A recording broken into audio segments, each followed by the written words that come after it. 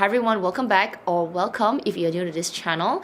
Today I want to share with you my experience at the recent Hermes in the Making exhibition that was held at Marina Bay Sands. It was a public exhibition held from the 1st to the 9th of October. So by the time this video goes up, it will probably be over, but hopefully you had a chance to go for it. So you do get a little booklet like this, and it says here, meet the artisans behind Hermes's sustainable craftsmanship. So my essay actually told me about it, to register on the Hermes Singapore website, where you could pick a slot and you would get a QR code.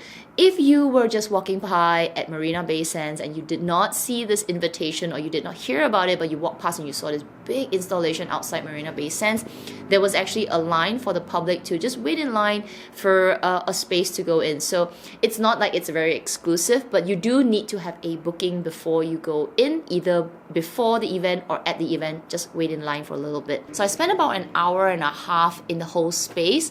I think if I really wanted to, I could easily have spent maybe 2, maybe 3 hours in the event, because there was just so much to see. There was silk making, there was bag restoration, there was how an artisan actually sewed a bag together, there was also watches, and there was also an artist painting all the ceramics. So there was a lot to see, and there was demonstrations as well, but I only spent about an hour and a half, and I focused a lot on the silks, which it was just incredible. I spent most of my time at the silk demonstration, where the artisan, his name is Sebastian, who was trained for more than 26 years on how to do silk printing.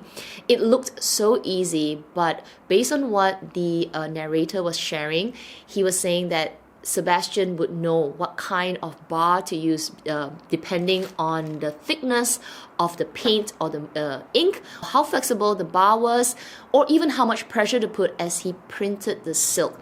And the silk that they used to demonstrate, they only had 13 colors, but each color was labor intensive. So that just made me think about some of the silks that I've bought that had like 40 over colors or 50 over colors, which may be why some silk is more expensive and it has just so much more interesting variation to it. So each silk is produced in Lyon, which what the narrator said, that it's the capital of silk in Paris and has been since the 16th century. And all the material and ink used on the scarf is made in Lyon and made by Hermes themselves. So it's kind of like their secret sauce. Watching the process really made me appreciate the silks even more. Sebastian actually started with the first silk printing, where they start with the outline, and then each color was then hand printed one by one color over the other color, and seeing the colors just come out from this white silk piece to something that was just so bright and vibrant was just amazing. It was so beautiful. Another interesting fact that was shared is that after all the ink was printed on the scarf was actually a little bit rough. So what Hermes will do is they will coat the scarf with a very specific chemical, and this chemical will soften the silk, it will soften the ink, and it will also make this shine. And then the narrator said, please do not wash your silk, dry clean only, because washing it with water and soap will take off this coating on top of the silk. And that's why a lot of silk that's been through the washing machine, it will loses its shine because that chemical coating is gone. So I was like, oh my gosh, don't wash my silk. I also stopped by at the restoration, and the artisan was there restoring one of the bags. And I asked the question of how long it takes to do restoration. How do you learn restoration? So usually a lot of the artisans would start off with bag making, but then they would move into doing restorations. And it takes about 6 months to learn, but that's because they already have the base and understanding of the bag. But with restoration, it's a different skill, because they need to sort of understand the color to restore a bag, how to match bag, how to clean certain things, how to remove certain stitches. So it's a slightly different skill, but as long as they had the base in making bags, it's kind of easier and faster to pick up. And then I did ask other questions like, which leather is really hard to fix, and just like they don't like to fix. So the artisan was kind of cheeky. She was like, oh no, most leathers are fixable, But for her personally, she did not like to fix Swift because she said with Swift it's easy to make, but Swift doesn't really like to be repaired. And that was quite informative because if I ever want to repair my Swift leather bag, then I would know that okay, this is going to be a little bit more challenging. So in a way, even though Swift does take a beating a little bit, it is definitely a harder bag to repair.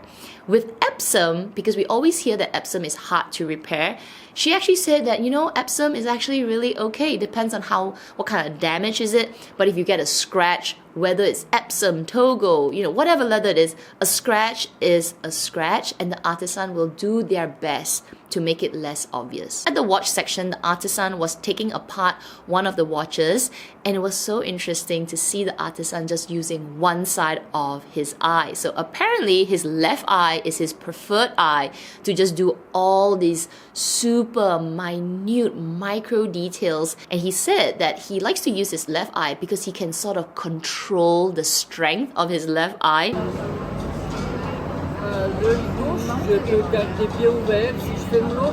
So he's incredibly controlled, but he doesn't feel like his left eye is stronger than his right eye. He has been doing watchmaking for 30 years. I was just like, wow. The most popular section was the bag making section. The artisan was making this beautiful red Kelly with gold hardware, and she was just making it like, you know, it's so easy to make. She was actually putting two pieces of leather together.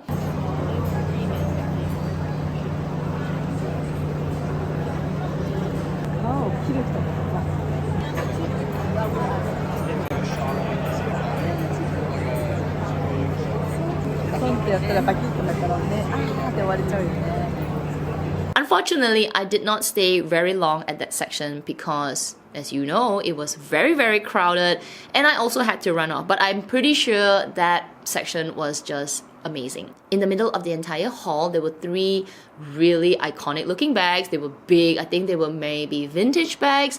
This gigantic Birkin bag. I don't think it was called a Birkin. I'll put the name on the screen. There was also a bolide, and there was another like a briefcase bag. Then there was a selection of leather to touch all the non-exotic leathers. So the Swift, the Box, the Epsom, the Chef, and all the leathers that you could actually touch and feel and compare. Of course, I love box. It was just solidifying my love for box leather. When I touched it, it felt so rich and supple and just beautiful to the hand. So yes, hopefully one day I'll get a box bag. But it was nice to touch and kind of compare different leathers and the different textures, because you don't really get to see this in the store. You know, they don't really let you touch things. So it was really nice to experience it at this exhibition. Almost forgot to mention the glove section. It was so cool to see all these tools at the glove making. The artisan was there and he was measuring the size of one of the visitors' hand. I got a chance to try it out as well, and for me, I am actually a kind of like between a size 6 and a 7. For me, for gloves, the narrator did say it's better to try it in store because each of them fit just a little different, and you know, if they need to customize a glove for you, it takes about maybe a week depending on how complex it is. This exhibition was well worth the time, and stepping out from that exhibition, I truly felt in awe with all the artisans and their incredible dedication to their art and their craftsmanship. So I don't know, I just think I stepped out of that place loving Hermes a lot more. I have this huge appreciation for silk right now. And obviously with the bags and the pottery, oh my gosh, seeing the artisan just paint the plates, what an amazing skill to have. And yeah, it's just so inspiring. So anyway, I just feel like having a glimpse into their skill and seeing them hone in their craft and their skills for so many years, like the dedication, 20 over years, 30 years, I just feel in awe. I just feel like, wow, owning a piece of, you know, a scarf or a bag, I truly now really appreciate it. So I do hope Hermes does this exhibition in various countries. I think there are, I'm not sure. This is the first time I'm hearing of it. So if they do come to your country I'm pretty sure it's open to public because it is a marketing experience. Like, they want people to appreciate more than just their bags. I truly recommend you spend some time and go.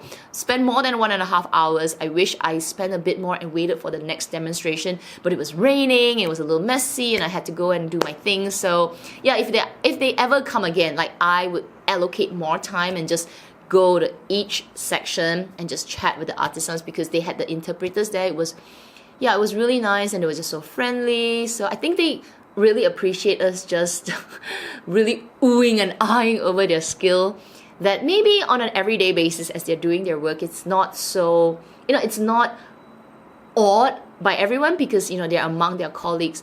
But here they are just this incredible artisans sitting in front of us, and we're just like, oh my gosh, tell us more, let us know more. And I hope they know that we really appreciate them. So anyway, I hope you enjoyed this little, sharing. If you didn't get a chance to go for it, I'm pretty sure they will do it again maybe in a couple of years, or if they are coming to your country, do find time to go for it. So anyway, if you enjoyed today's video, don't forget to give it a thumbs up. It will help me with this channel, and make sure you subscribe, hit the notification bell as well. Otherwise, everyone, please take care, stay safe, and I will see you in my next video.